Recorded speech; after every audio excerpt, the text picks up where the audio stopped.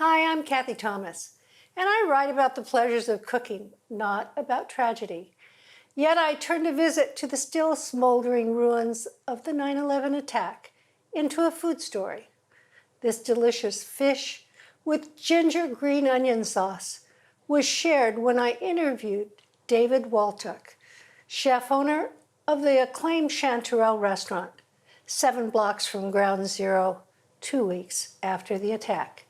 He taught me how to make this incredible dish that nourishes body and soul.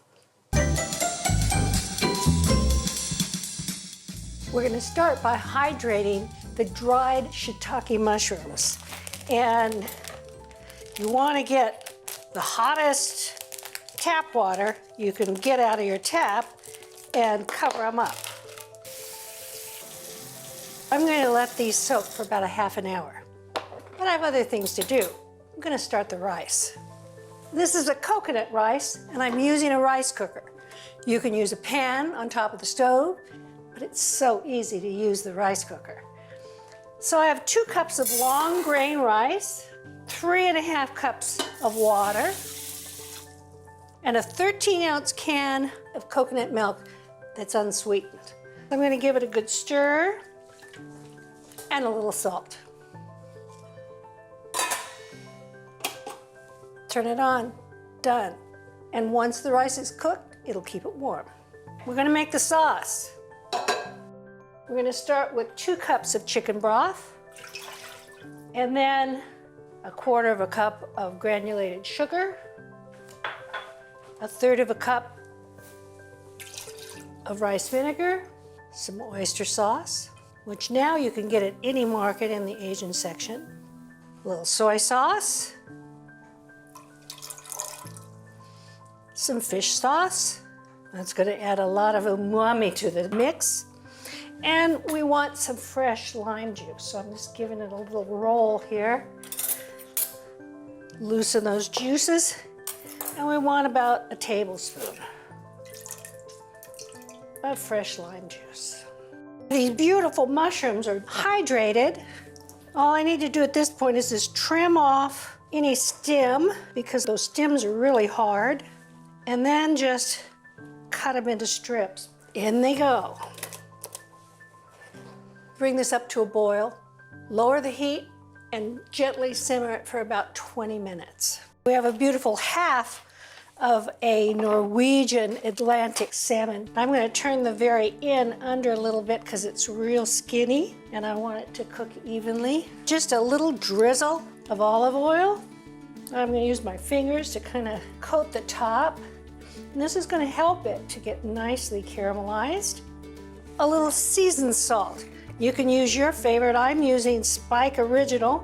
This is going to go in under the broiler.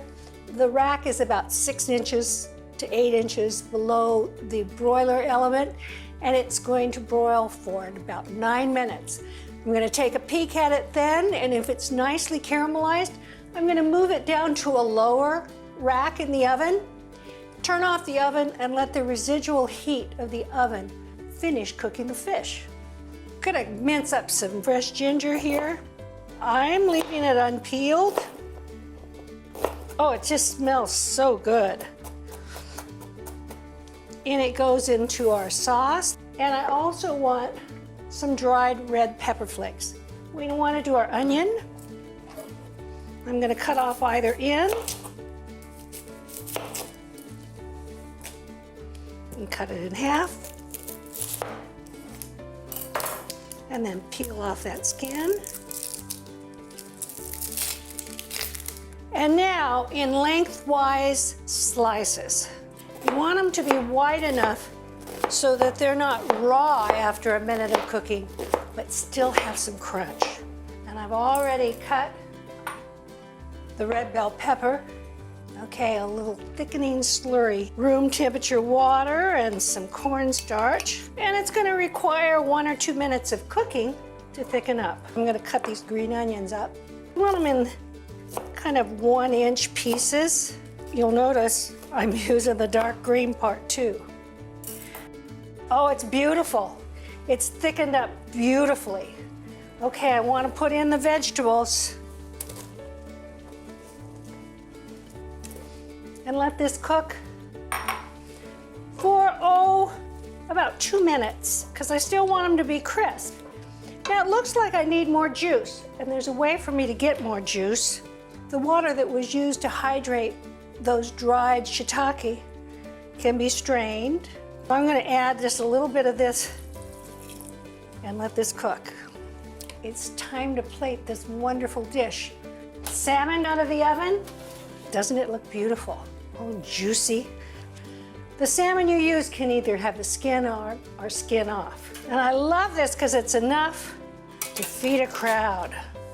Let's take a look at the rice. I'm going to put it in a big bowl, and I think some of this might be really pretty on the platter.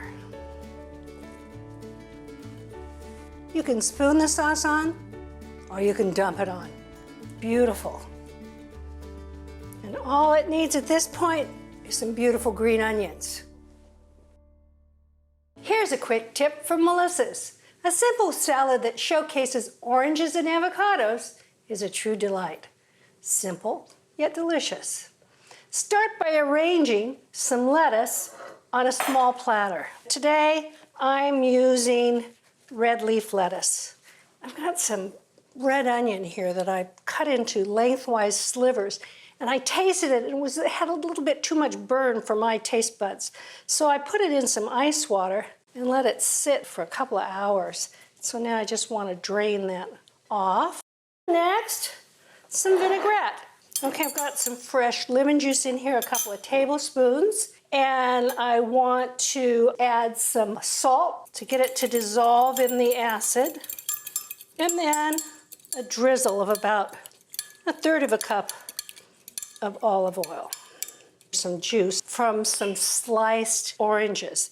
These are navel oranges, and I want to cut parallel slices on either end, and following the contour of the fruit to remove the peel. You could cut these into segments, but it's kind of nice and simple just to cut them into nice slices. Slices on top. When you buy avocados, oftentimes they're just as hard as rocks, and if you leave them at room temperature for a couple of days, they start to get a little bit soft at the stem end. You can then put them in the refrigerator and they last for several days, but you've got to keep an eye on them. And just find a nice home for them. Drained red onions, kind of just scatter them higgledy-piggledy on top, and then the dressing. Salt on top, freshly ground black pepper, some Marcona almonds. And that's going to add some nice crunch, and that's all there is to it. This goes with any kind of grilled meat or just on its own.